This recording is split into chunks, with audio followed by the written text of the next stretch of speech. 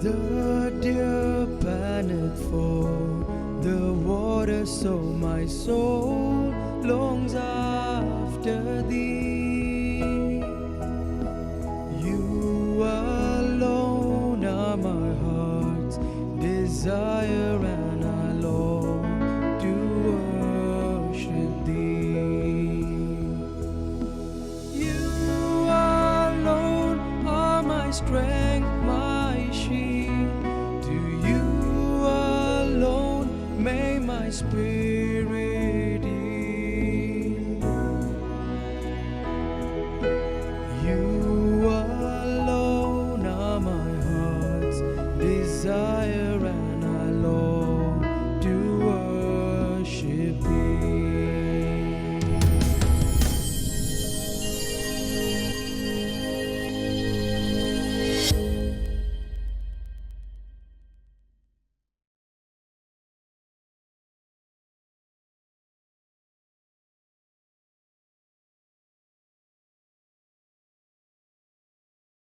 Shalom, dear friends.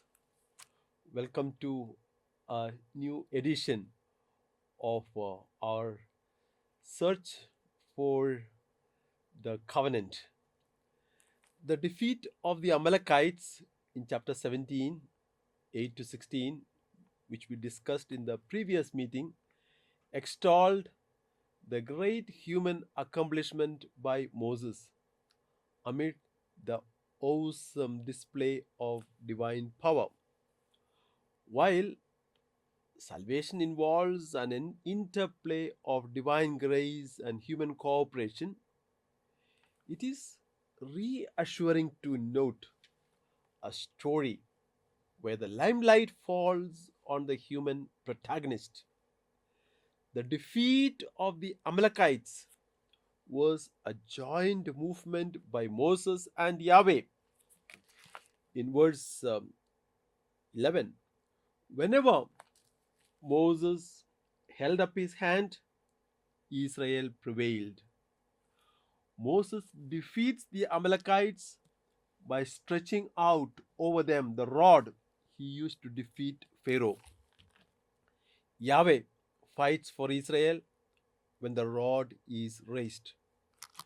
So Moses' steady hands are described in the account as the faithfulness shown in fulfilling an official task. It is the courage of one man called Moses that turns the tide of the battle. And thus, Moses retains his image as a hero and superman for all his failings. During this episode, Joshua is introduced for the first time. We have not heard of him before. Joshua becomes Moses' most trusted servant, and later on turns out to be his successor. And Joshua will do many things that Moses has done earlier. Now, Moses in this story builds an altar to celebrate the victory and gives it an appropriate name. The name given is significant. Yahweh Nissi, Yehovah Nissi. God is my banner. What does it mean? Under the banner of Yahweh, Israel journeys and undertakes warfare. Together with human efforts, the final victory is won with the help of the Lord. This incident clearly explains Israel's implacable hatred of the Amalekites on the one hand, and the origin of the particular altar under the name Yehovah Nissi on the other. We now come to the next chapter, chapter 18, the meeting between Moses and Jethro and the blessing of Jethro. These two incidents form part of the stories at Rephidim. This chapter contains two scenes. First, the meeting between Moses and his father in law, Jethro. Secondly, here I would like to mention that what I mentioned earlier, this Jethro has other names in 2:18, Ruel, and Judges 4:11, Hobab. And this meeting culminates in a covenant meal. That's the first part, verses 1 to 12. And secondly, Jethro's counsel to set up a proper administrative system, setting up minor judges for the decentralization of judicial authority, verses 13 to 27. Let's come to the first part, 1 to 12. Here, Jethro meets the people who had escaped from Pharaoh at the mountain, just as he had earlier met Moses, the escapee, near the mountain in chapter 2, 15 to 22. Here, Jethro recognizes Yahweh as the all powerful deity. This is important because another non Israelite confesses Yahweh as the sole God because of the prosperity of the people. The Midianites were an early ally of Israel, as we see here in this text, but later an enemy, as we read in the book of Numbers, chapter 25:31. The location for this meeting is in the desert near the mountain of God, as we read in verse 5. Moses was encamped at the mountain of God, bringing Moses' sons and wife to him. This is a mountain of meeting. Instead, in chapter 19, the mountain is the location of theophany. So, in this chapter, this is only a mountain of meeting between Moses and Jethro. The two figures play a major role in this chapter, and others play minor role. Here, major roles, Moses and Jethro. Remember, in chapter 2:22, we spoke about the son of Moses. To recall his status as a foreigner, Gershom. Now, Jethro brings the wife of Moses, his wife, and two children, Gershom and Eleazar. Gershom, already as we saw, I am an alien in a foreign land. Eleazar means my God, my help. The God of my fathers is my help. Two names are significant. Now, Moses recounted to his father in law all that Yahweh had done for Israel. And Jethro, a Midianite priest, praised Yahweh. He declared him as the Lord, greater than all the rest of the pantheon, the gods that he knew. Now, some consider this verse 11 as an indication of the conversion of Jethro to Yahwism. Earlier, Moses had told Pharaoh that Israelites were going to offer sacrifice to God. But so far, no sacrifice is offered. Now, at this moment, Jethro offers sacrifice to Yahweh, very important, to Yahweh. Aaron and the elders of Israel joined Jethro in eating the bread before Yahweh. Uh, it's a it's really symbolic. Now, Jethro's counsel to set up proper administrative system forms verses 13 to 27 very significant. This is an internal evidence of a later time when population was large and sedentary. That's a context, internal evidence. So now seeing how Moses was burning himself out by the overload of administrative duties, Jethro suggests delegating his administrative powers. Moses at once heeded the voice of his father in law and acted accordingly, delegating his powers to many selected leaders. As I said, this is significant because this is the typical example of early decentralization of legal authority. Thus, Moses initiates a new form of governance in Israel, and this must be very unique compared to the form of, governance in the countries nearby. Moses is asked to select God fearing people in verse 21. Men who fear God are trustworthy and hate dishonest gain. They are to avoid bribes. Deuteronomy 16:9.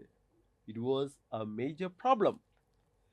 There is another composite account of the system of legal administration in Deuteronomy chapter 1, 9 to 18, and Numbers chapter 11, 16, 30, without any reference to Jethro's initiative to lighten Moses' burden. So, this was already taking place at the time of book of Numbers and Deuteronomy. In Numbers 11 to 11, 16, then the Lord said to Moses, gather for me 70 men of the elders of Israel, whom you know to be the elders of the people and officers over them, and I will come down and talk with you there. I will take some of the spirit that is on you and put it on them, and they shall bear the burden of the people with you, so that you may not bear it yourself alone. Moses is now entrusted with three types of activities. First, to discern the will of God. Those years, oracles were to communicate to people God's will. In verse 15, to inquire of God. And these oracles were mostly performed by priests in the sanctuaries. Secondly, to settle dispute, which is a task of the judges, judicial responsibility. And thirdly, to make known the statutes and instructions of God. The main task of the priests and the prophets to communicate God's will to people. Here in this threefold responsibility, we have a picture of the concentration of all powers, spiritual as well as temporal, in one person. Moses is to take up the role of a spiritual leader, to intercede for people in front of God. He also has judicial and legislative powers. The Bible does not find anything wrong with receiving this instruction from a pagan priest, Midianite priest, Jethro, because God's will can be revealed by anyone at any time. A leader should have the humility and open mindedness to receive instruction from others. And here we have the example of Moses who does that. Here we have the blueprint of the future system of administration in Israel. The 70 people who will share the responsibility. In fact, during the monarchy, all powers were concentrated in the king, and he could have been a despotic. Power tends to corrupt, and absolute power corrupts absolutely. Great men are almost always bad men. You remember the famous statement of Sir John Dalberg, Acton, made um, wrote this in a letter to an Anglican bishop. So, decentralization of power was necessitated in Israel, and it was proved. It was proved that it was God's will. God seems to suggest this form of decentralization. We have this example even in the New Testament, in the Acts of the Apostles, chapter 6, 1 to 7, where we have the institution of the diaconate, which continues up to this day to share the responsibility of the priests. Now, this chapter concludes with Moses continuing to be the teacher of Israel, making known to them how they should walk. In other ways, the routine cases that can be decided on precedent no longer come to Moses. It is interesting to note that in the Bible, to judge means to be partial. To be partial, you may be shocked. To rescue the innocent and oppressed party and punish the wicked, it is being partial. This conception of justice contrasts with the modern Western conception of justice as blind or impartial, and separation of judicial, executive, and legislative powers. That takes us to the solemn concluding of the covenant, which is a Sinaitic covenant from chapter 19 going up to chapter 24. That is the crux of this section, making of the covenant.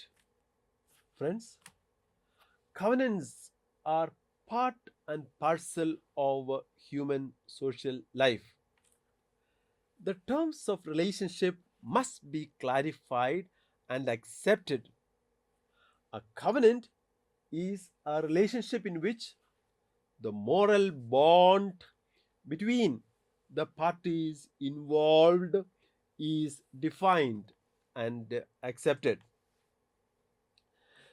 Remember in Genesis chapter 31 and 32, the beginning of 32, Jacob and Laban make a covenant.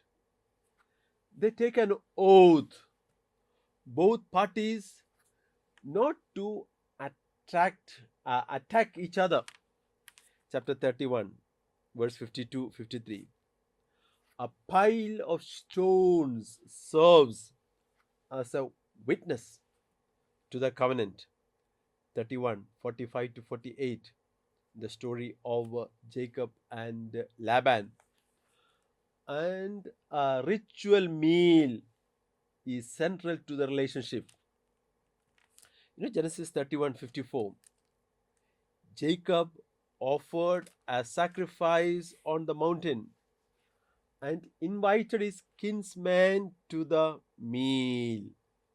They ate the meal and passed the night on the mountain.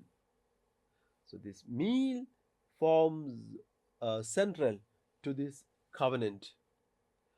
And remember, in the New Testament, Jesus made that covenant during the Last Supper, the celebration of the meal. The main difference between Jacob, Laban, and the Sinai covenant is the position of Yahweh. Yahweh is not an equal partner. Yahweh is the superior partner and Israel the inferior. Yahweh is the one who commands. Israel is to obey. Covenant by which Israel became God's people. That is the main difference between Jacob, Laban, and God and Israel. In this section, we see a multiplicity of tradition. Israel chose to retain different traditions and preserve them. But we have a basic outline. The encounter with Yahweh creates a certain amount of awe and fear in the people. So this is the expression of Yahweh's will for the people. Moses is the recipient of the terms of the covenant.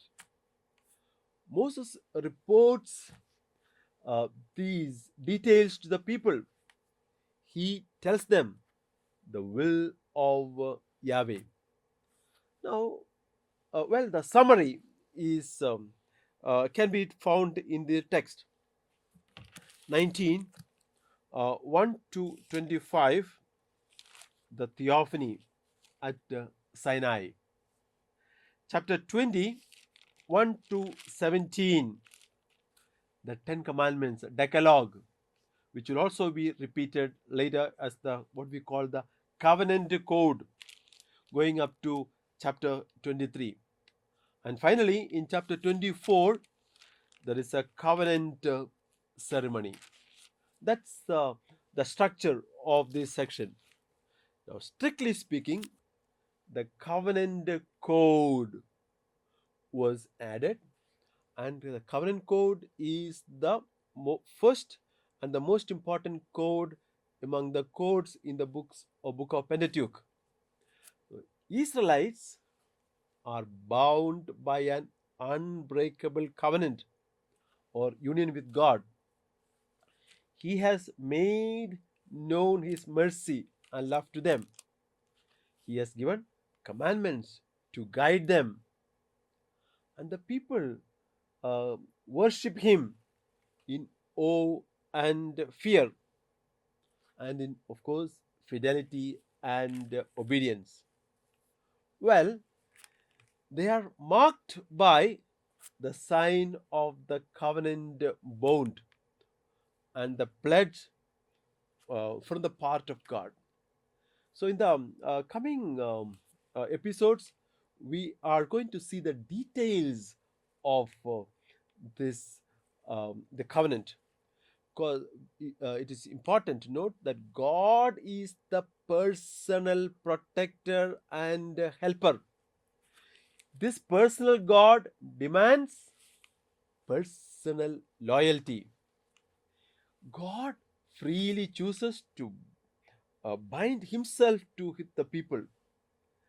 The setting is interesting. The mountain.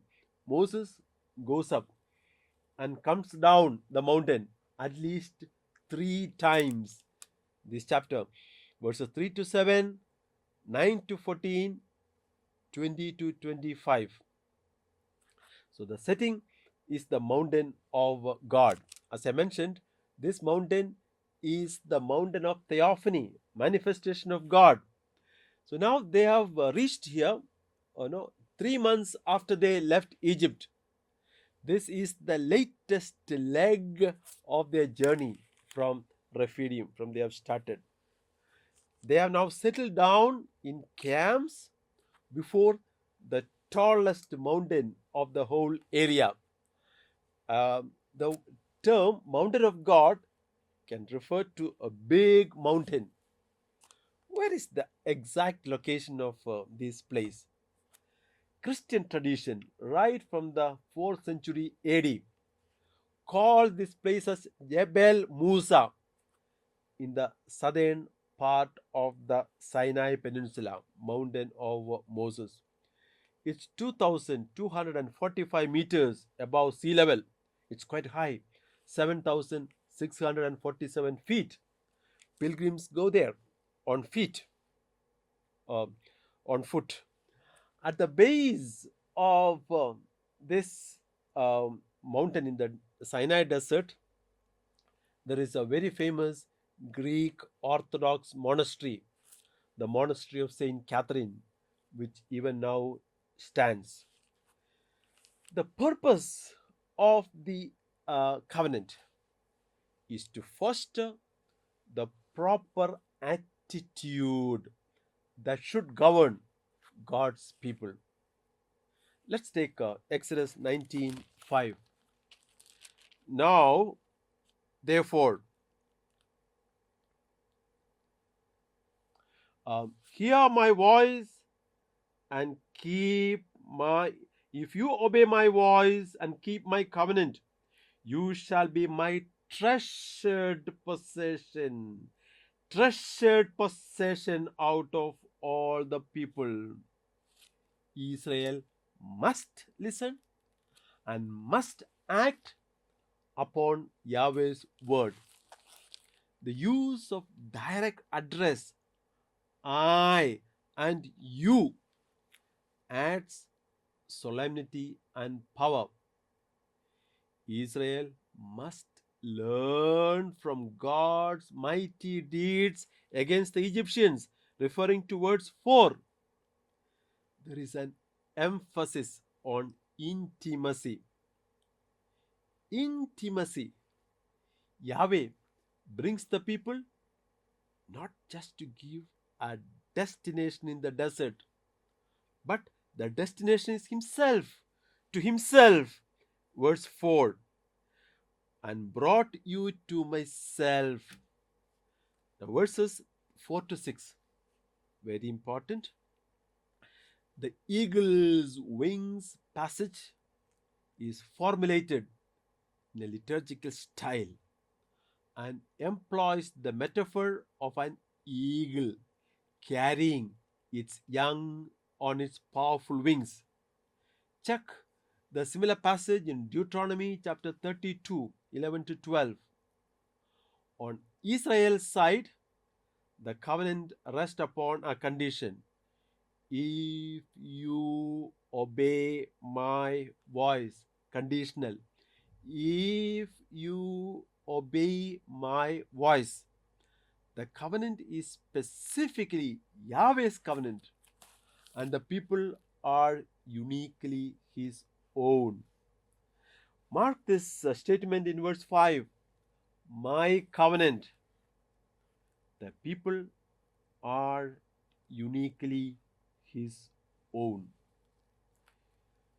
They are a treasured possession in verse 5. I would like you to highlight that word, that phrase, my treasured possession. Out of all the people in the world, indeed, it says, the whole earth is mine, and from this whole earth, He has picked up one person. And verse 6, for me you shall be a kingdom of priests, a holy nation. These are the words you are to say to the Israelites. Saint Peter in his letter later in the New Testament will pick up from this part of the story. a holy nation, priestly kingdom. The Hebrew word holy nation conjures up the notion of the personal, private property of a king. We have an emphasis on Israel's holiness. So she is removed from the profane. Anything that is unholy means belonging to the holy God. So consecration, to make sacred, consecrare, make sacred. This consecration of the people means their separation from the profane world. Clothing is to be washed of earthly grime. Now the entire mountain becomes sacred by the coming of Yahweh. And anyone who comes onto it becomes charged with holiness. The whole mountain possesses the glory of God, the holiness of God, and anyone who comes, like the holiness that is contagious, they are charged with the holiness. Thus, the vessels and the vestments are also set apart for God. The phrase kingdom of priests does not imply that every Israelite is a priest, but the totality of Israel is intended, a royalty of priest and a holy nation. Finally, there is an accent on liberty.